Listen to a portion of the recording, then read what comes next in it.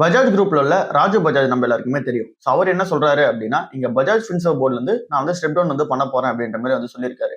இங்க Bajaj ஃபின்சர்வோட board meeting வந்து இங்க ஏஜிஎம்மோட அந்த ஒரு மீட்டிங் வந்து பார்க்கும்போது 31 ஜூலை அப்ப நடக்க போகுது. ஸோ அந்த டைம்ல வந்து நான் வந்து இங்க டைரக்டரா வந்து இருக்க போறதில்ல. பஜாஜ் ஃபின்சர்வ்ல வந்து டைரக்டரா இருக்க போறதில்ல அப்படின்னு சொல்லிட்டு அனௌன்ஸ்மென்ட் பண்ண போறதா சொல்லியிருக்காரு.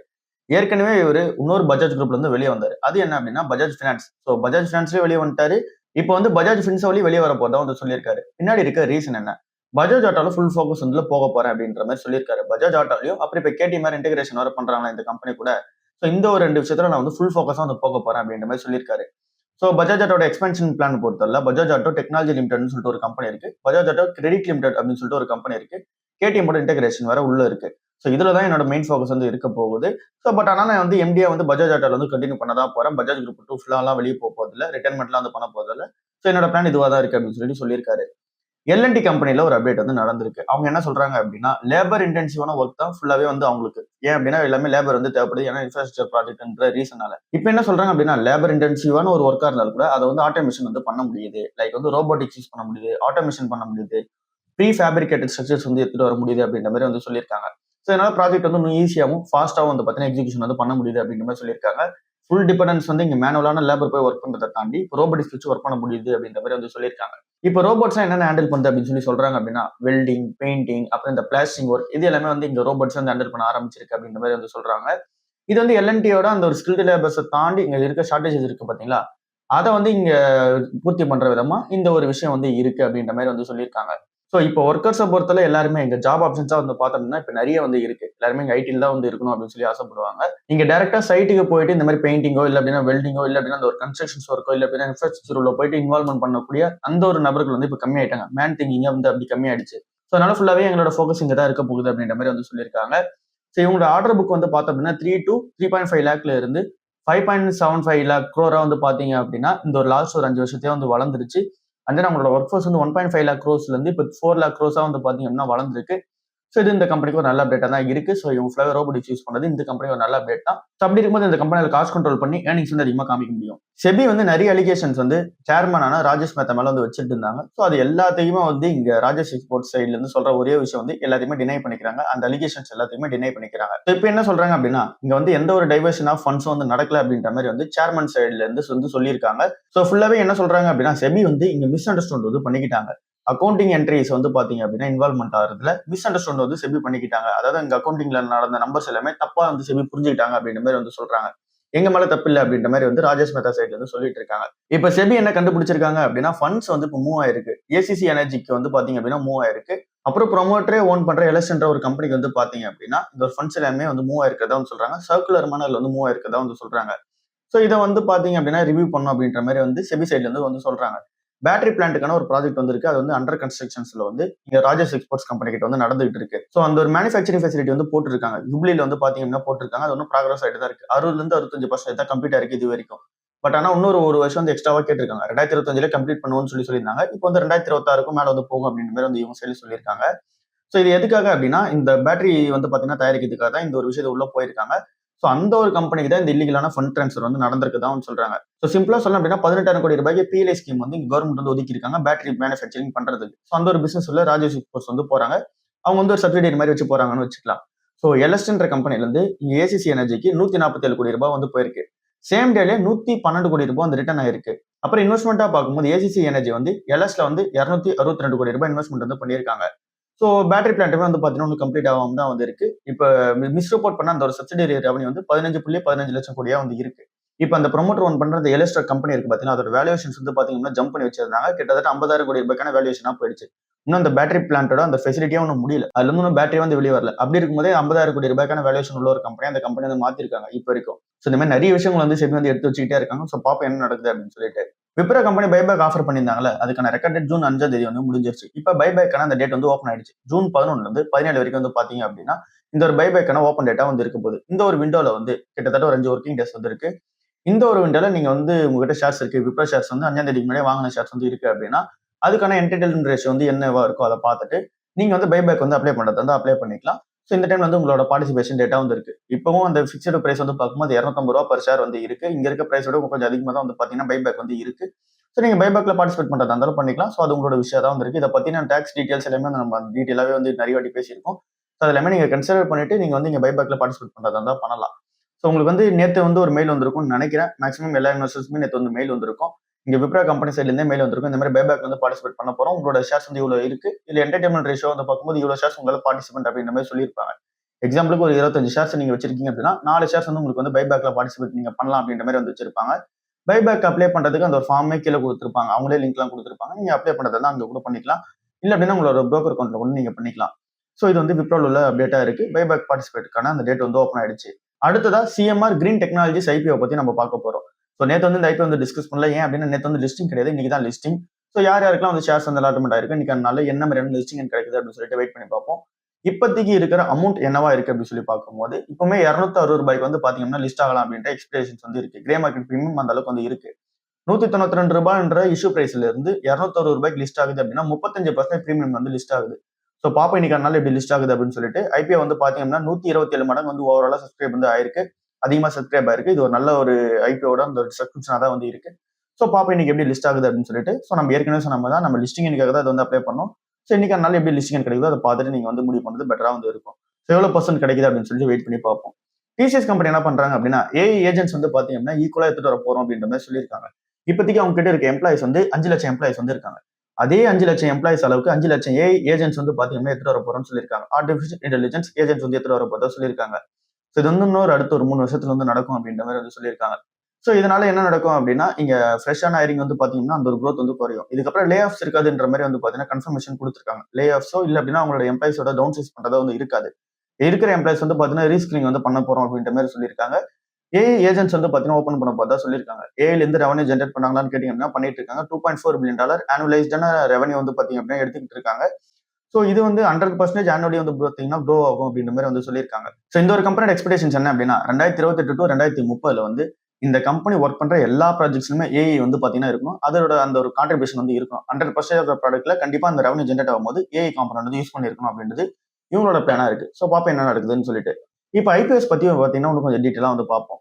பர்ப்ளெக்சிட்டி ஏஐ என்ன சொல்றாங்க அப்படின்னா ஐபிஓ போட பார்த்தா சொல்லியிருக்காங்க. இது இங்க யூஎஸ்ல தான் வரப்போகுது. பட் ஆனா பர்ப்ளெக்சிட்டி பாத்தீங்க அப்படின்னா அந்த சிஓ அரவிந்த் ஸ்ரீனிவாஸ் நம்ம ஊருக்காரர் தான். ஸோ இவங்க ஐபிஓ பண்ண போதா சொல்லியிருக்காங்க. இது 2028 தான் பண்ண போதா சொல்லியிருக்காங்க. டைம்லைன் அப்பதான் சொல்லியிருக்காங்க. ஏன் அப்படின்னா இப்போதைக்கு அவங்க கிட்ட ஃபண்ட்ஸ் இருக்கதா சொல்றாங்க. ஃபண்ட்ஸ் நாங்க யூட்டிலைஸ் பண்ற அளவுக்கு இப்போதைக்கு இருக்கு. அதனால இப்போதைக்கு போதும். இப்போ ஓப்பன் ஏஐ அப்புறம் ஆந்த்ரபிக் அந்த கிளாட் கம்பெனி எல்லாம் பாத்தீங்க அப்படின்னா இவங்களோட காம்படிஷன். ஸோ இவங்கலாம் அதிகமான வேல்யூஷன்ஸ் உள்ள ஒரு கம்பெனியா இருக்கதா இவர் சொல்றாரு. ஸோ இவங்க ஐபிஓல இப்போ போக போறாங்க எல்லா கம்பெனிஸுமே. இந்த ஓப்பன் ஏஐ ஆந்த்ரபிக் ஸ்பேஸ் எக்ஸ் எல்லாமே இந்த ஐபிஓல போகட்டும். அப்போ இங்க பப்ளிக் என்ன மாதிரியான ஆஃபரிங்ஸ் கொடுக்குறாங்கன்னு சொல்லி வெயிட் பண்ணி பார்ப்போம். அப்புறம் லிஸ்டிங் டைம்ல பாத்தீங்க அப்படின்னா வேல்யூஷன்ஸ் ஜஸ்டிஃபை பண்ணுதா அப்படின்னு சொல்லிட்டு பார்ப்போம். இவரோட பிலீஃப் என்னவா இருக்கு அப்படின்னா இவங்களோட ரைவல்ஸ் எல்லாருமே இங்க ரிப்பிள் எஃபெக்ட்ஸ் ஃபேஸ் பண்ணுவாங்க. அதாவது இங்க வீக்கான லிஸ்டிங் ஃபேஸ் பண்ணுவாங்க அப்படின்ற மாதிரி இவர் இங்க யோசிச்சுட்டு இருக்காரு. ஸோ அதனால ஐபி பாத்தீங்கன்னா டிலே பண்ணி வச்சிருக்காரு. அடுத்ததான் இங்க ஆக்கோ கம்பெனி இங்க ஐபி வரப்போதா சொல்லியிருக்காங்க. $300 மில்லியன் ஐபி வரப்போதா சொல்லியிருக்காங்க. இது நம்ம ஊர்ல வரப்போற ஐபிஓ தான். ஆக்கோ டெக்னாலஜி அண்ட் சர்வீசஸ் கம்பெனி தான் ஐபிஓ வராங்க. ஆகஸ்ட்ல இருந்து செப்டம்பர் 2026 ஃபைலிங்ஸ் பேப்பர் போட்டுருவாங்க அப்படின்ற மாதிரி சொல்லியிருக்காங்க.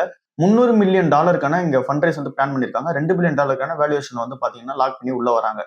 ஸோ இந்த ஒரு கம்பெனியை பத்தி நம்ம எல்லாருக்குமே தெரியும். டைரக்ட் டு கன்சூமருக்கு இன்சூரன்ஸ் ப்ரொவைட் பண்ற ஒரு கம்பெனியா தான் இருக்காங்க. மோட்டார், ஹெல்த், லைஃப் எல்லா இடத்துலயுமே இன்சூரன்ஸ் ப்ரொவைட் பண்ணிட்டு இருக்காங்க. லாசஸ் இன்னும் ஸ்டில் மேக் பண்ணிட்டு தான் இருக்க மாதிரி தெரியுது. ஸோ பாப்போம் இந்த ஐபிஓ வரட்டும் எப்படி இருக்கு அப்படின்னு சொல்லிட்டு. அடுத்ததான் மில்கி மிஸ்ட் ஐபி வரப்போதா சொல்லியிருந்தோம் பாத்தீங்களா. அதை இப்ப டெம்பரரியா பாஸ் பண்ணி வச்சிருக்காங்க. 2035 கோடி ரூபாய்க்கு ஐபி வரப்போதா பிளான் பண்ணி வச்சிருந்தாங்க. இப்ப ரீசெண்டா எந்த ஒரு லிஸ்டிங்குமே பாத்தீங்கன்னா சரியில்லை 2026. அதனால கொஞ்சம் வெயிட் பண்ணிட்டு இருக்காங்க. செபி பாத்தீங்க அப்படின்னா அக்டோபர் 2026 வரைக்கும் உங்களோட விண்டோ ஓப்பன்ல இருக்கும் அப்படின்ற மாதிரி சொல்லியிருக்காங்க. ஸோ அது வரைக்கும் ஐபி பிளான் ட்ராக்ல தான் இருக்க போதா சொல்லியிருக்காங்க. இப்போதைக்கு டெம்பரரியா பேசுறது பாத்தீங்கன்னா ஸ்டாப் பண்ணிருக்காங்க. ஸோ திரும்ப மார்க்கெட் கண்டிஷன்ஸ் நல்லா இருந்துச்சு, அக்டோபருக்குள்ள நல்லா இருந்துச்சு அப்படின்னா அந்த டைம் ஐபி வரதுக்கான பிளான் இருக்கு. ஸோ இப்போதைக்கு மார்க்கெட் ஸ்லோ டவுன்ல இருக்கு. Flipkart, PhonePe, Jio, cure foods அப்படின்னு சொல்லிட்டு நிறைய கம்பெனி ஐபிஓ வராம தான் வந்திருக்காங்க. ஸோ பார்ப்போம் ஒரு கம்பெனியா வரும். அடுத்ததா ஸ்வாரா பேபி ப்ராடக்ட்ஸ் லிமிடெட்ன்ற ஒரு கம்பெனி ஐபிஓ வரப்போதா சொல்லியிருக்காங்க. இந்த ஒரு கம்பெனியோட மெயின் பேக்கப் இன்வெஸ்டர் யார் அப்படின்னு சொல்லி பார்க்கும்போது ஃபர்ஸ்ட் இருக்காங்க பாத்தீங்கன்னா அவங்க தான் மெயின் பேக்கப்பான அந்த ஒரு இன்வெஸ்டரா இருக்காங்க. ஸோ அந்த ஒரு கம்பெனி அந்த ஃபர்ஸ்ட் இயர் குரூப் பாத்தீங்கன்னா பேக்கப்ல இருக்க ரீசன்னால இந்த ஒரு கம்பெனி மேல எக்ஸ்பெக்டேஷன்ஸ் இருக்கு. இந்த ஸ்வாரா பேபி ப்ராடக்ட்ஸ் லிமிடெட்ன்ற கம்பெனி என்ன ஒரு பிசினஸ் பண்றாங்க அப்படின்னு சொல்லி பார்க்கும்போது இந்த டயப்பர்ஸ் எல்லாம் இருக்குல்ல அது எல்லாமே தயாரிச்சு கொடுக்குற ஒரு கம்பெனியா இருக்காங்க. அந்த டயப்பர்ஸ் எல்லாமே இவங்களோட பிராண்ட்ல போகாது.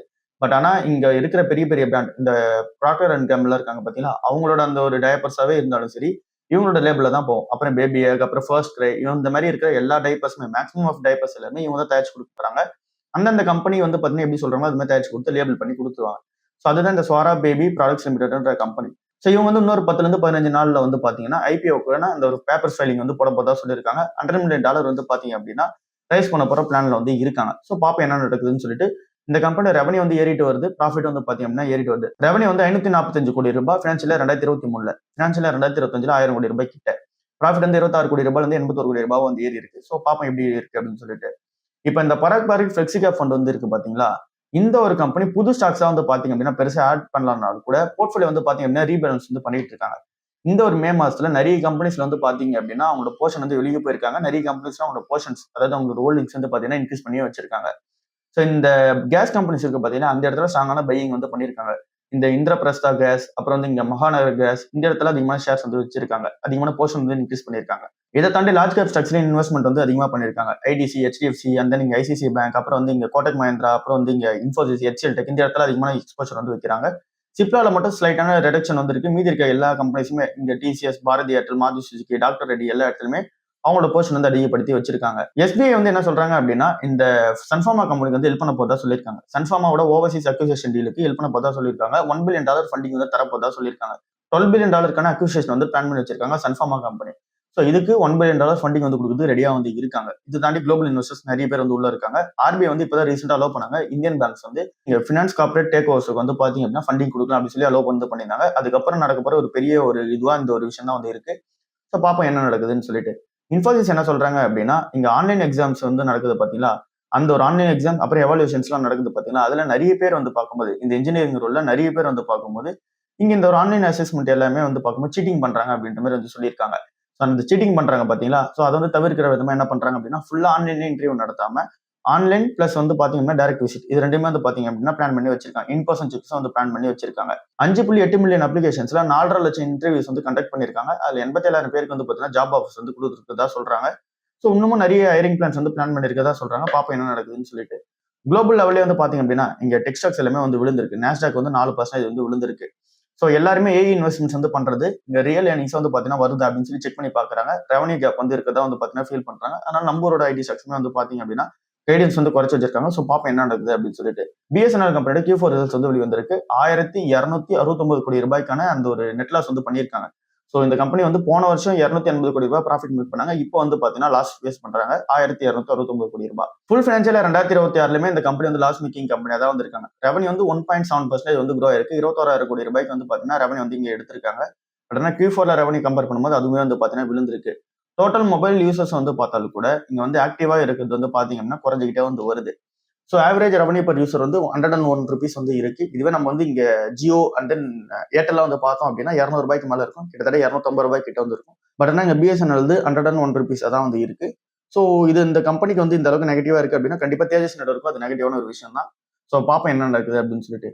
மாருதி சுசுகி வந்து என்ன ஆஃபர் பண்றாங்க அப்படின்னா பிரைஸ் ப்ரொடெக்ஷன் ஸ்கீம் வந்து இங்க என்ட்ரி லெவல் காஸ்ட் வந்து கொடுக்குறாங்க. ஜூன் 14 வரைக்கும் பாத்தீங்க அப்படின்னா இது வந்து ஓப்பன்ல இருக்கும்போது என்ட்ரி லெவல் கார்ஸ்னா ஆல்டோ, எஸ்பிரஸோ, அப்புறம் செலரியோ இதுக்கெல்லாம் வந்து பாத்தீங்க அப்படின்னா கொடுக்க போறாங்க. ஸோ என்ன ரீசன் அப்படின்னு சொல்லி பார்க்கும்போது ஜூன் 1 ₹30,000 எல்லா கார் மேலேயும் வந்து பாத்தீங்கன்னா பிரைஸ் வந்து இன்க்ரீஸ் பண்ணிட்டாங்க. அதாவது ₹30,000 ஃபிக்ஸ்டு கிடையாது. பேஸ்ட் ஆன் அந்த ஒரு என்ட்ரி லெவல் வெஹிக்கிளா இல்லை அப்படின்னா பிரீமியம் வெஹிக்கிளான்றத பொறுத்து ₹30,000 வந்து பாத்தீங்கன்னா கார் பிரைஸ் வந்து ஏற்றிருக்காங்க. ஸோ இந்த அளவுக்கு வந்து பாத்தீங்கன்னா பிரைஸ் ஏற்றின ரீசன்னால நிறைய பேரால வாங்க முடியாம போகக்கூடாதுல. ஸோ அதனால வந்து பாத்தீங்க அப்படின்னா 14 வரைக்கும் வந்து பாத்தீங்கன்னா அட்வான்ஸ் புக்கிங் பண்றவங்களுக்கு அந்த பிரைஸ் ப்ரொடெக்ஷன் வந்து பாத்தீங்க அப்படின்னா இருக்க போகுது. இன்னைக்கு நல்ல மார்க்கெட் எப்படி இருக்க போகுது? கிஃப்ட் நிஃப்டியோட சிக்னல் வந்து 80 பாயிண்ட் பிளஸ்ல இருக்க மாதிரி வந்து காமிக்குது. ஏஷியன் மார்க்கெட்ஸ் பார்க்கும்போது வீக்கா தான் வந்து இருக்கு. யூஎஸ் மார்க்கெட் பார்த்தோம் அப்படின்னா அதுவுமே கொஞ்சம் வந்து பாத்தீங்க அப்படின்னா விழுந்துட்டு தான் இருக்கு. டவுன் ஜோன்ஸ்லாம் மேல வந்து விழுந்திருக்கு. ஸோ அதனால இங்க இப்போ ஏஷியன் மார்க்கெட், யூஎஸ் மார்க்கெட் ரெண்டுமே வந்து வீக்கா தான் வந்து இருக்கு. நம்மளோட நிஃப்டி 50 வந்து இன்னைக்கு நாள்ல கொஞ்சம் வந்து பாசிட்டிவா இருக்கிறதுக்கான சான்சஸ் வந்து இருக்கு. கோல்டு அண்ட் தென் சில்வரை பொறுத்தல அதுவுமே வந்து விழுந்திருக்கு. 1.5% கோல்டும், சில்வர் வந்து 3.5% மேல வந்து விழுந்திருக்கு. எஃப்ஐஎஸ் வந்து ₹4,500 கோடி வித்திருக்காங்க நேற்றுக்கனால. டிஐஸ் வந்து ₹6,100 கோடி வந்து வாங்கியிருக்காங்க. இவங்க கிட்ட வந்து ஃபுல்லா மணி வந்து இருக்கு டிஎஸ் கிட்ட, அதனால வந்து வாங்கிட்டே வந்து இருக்காங்க. இப்போ நம்ம வேர்ல்ட் நியூஸோட அப்டேட் பத்தி பார்ப்போம். செல்ஃப் டிஃபென்ஸ்க்காக யூஎஸ் வந்து என்ன பண்ணிருக்காங்க அப்படின்னா ஈரான் மேல வந்து ஸ்ட்ரைக்ஸ் வந்து நடத்திருக்கதா சொல்றாங்க.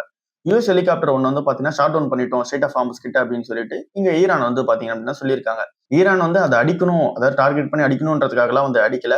பட் ஆனா வார்னிங் வந்து கொடுக்கணும், இந்த ஒரு ரீஜன்ல இருந்து வெளியே போகணும், இந்த ஒரு ரீஜன்ல வந்து இங்க அன்சர்டனிட்டி வந்து இருக்கக்கூடாது, ஸ்டேட் ஆஃப் ஹார்மஸ் வந்து எங்க கையில தான் வந்து இருக்கணும், அந்த இடத்துல வந்து உள்ள வராதீங்கன்ற மாதிரி யூஎஸ் மிலிட்டரி ஃபோர்ஸ் வந்து அடிச்சிருக்காங்க. இஸ்ரேல் என்ன பண்றாங்க அப்படின்னா லெபனான்ல வந்து திரும்ப வந்து சதர்ன் லெபனான்ல வந்து திரும்ப டார்கெட்டிங் வந்து பண்ணிருக்காங்க. 9 பேர் வந்து பாத்தீங்க அப்படின்னா இப்ப கில் பண்ணிருக்கதா வந்து சொல்றாங்க. ஸோ இன்னும் அந்த ஒரு டென்ஷன்ஸ் வந்து கண்டினியூ ஆகிட்டு தான் வந்து இருக்கு. யூஎஸ் ஈரானுக்கும் நடுவில் நடக்கிற அந்த டென்ஷன்ஸும் கண்டினியூ ஆகிட்டு தான் வந்து இருக்கு. பிரெண்ட் க்ரூட் வந்து இப்போ $91 to $92 per barrel வந்து இருக்கதா வந்து சொல்றாங்க. இன்னமும் டென்ஷன்ஸ் வந்து கண்டினியூ ஆகிட்டு தான் இருக்கு. பட் ஆனாலுமே யூஎஸ் ஈரானுக்கு நடுவில் நடக்க போற அந்த ஒரு நெகோசியேஷன்ஸ் வந்து கண்டினியூ ஆகிட்டு இருக்கு அப்படின்ற மாதிரி வந்து சொல்றாங்க. பீஸ் டாக்ஸ் வந்து போயிட்டு தான் இருக்கு அப்படின்ற மாதிரி வந்து சொல்றாங்க. ஸோ சீஸ் ஃபயர் என்ன மாதிரி நடந்தாலுமே இங்க வார் வந்து பாத்தீங்க அப்படின்னா போயிட்டு தான் வந்து இருக்கு. நெகோசியேஷன்ஸ் வந்து இன்னும் கம்ப்ளீட்டா முடியிற மாதிரி வந்து தெரியல. ஸோ பிரச்சனைகள் வந்து இருந்துகிட்டு தான் வந்து இருக்கு. ஸோ ஓவராலா நம்மளோட மார்க்கெட்டை பொறுத்தவரை இன்னும் பிரச்சனை வந்து இருந்துட்டு தான் இருக்கு. நம்ம 1-2ன்ற மாதிரி நம்ம கன்சிடர் பண்ணிட்டு போறதுக்கு டைமா தான் வந்து இருக்கு. நிறைய ஸ்டாக்ஸ் வந்து பார்க்கும்போது வீக்கா தான் வந்து இருக்கு. ஸோ எல்லாமே நம்மளுக்கான ஆப்பர்ச்சுனிட்டியா தான் வந்து இருக்கு. ஸோ இவ்வளவுதான் இன்னைக்கான வீடியோ. அடுத்த வீடியோவில் சந்திப்போம். பாய்.